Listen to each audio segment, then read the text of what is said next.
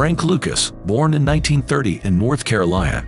Raised on a small farm, Frank Lucas moved to Harlem and eventually became Frank Lucas, born in 1930 in North Carolina.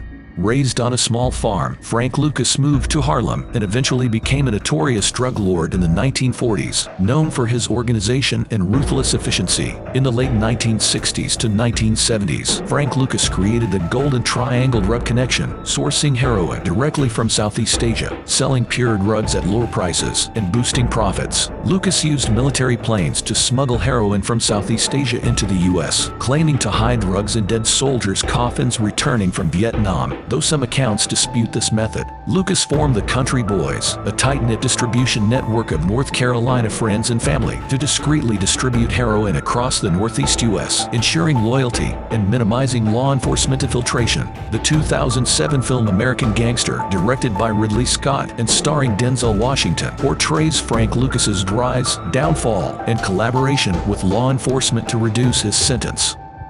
According to Frank, sometime later, he would enter Meaton's pool room, where he would meet Ice Pick Red, who was looking for challengers willing to put up $1,000 a game.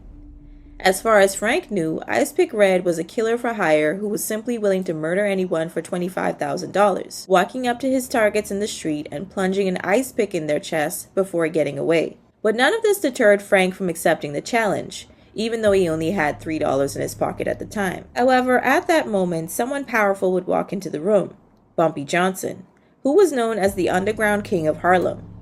He would ask Frank if he could beat Ice Pick Red, and Frank would say yes, and Bumpy would front the money for him, and Frank would win the pool game. Afterwards, according to Frank, he rode in Bumpy's car, and they went to every gangster and store that he had robbed and told them that Frank was now with him, and not to touch him. But many people said that this is not how things went down. According to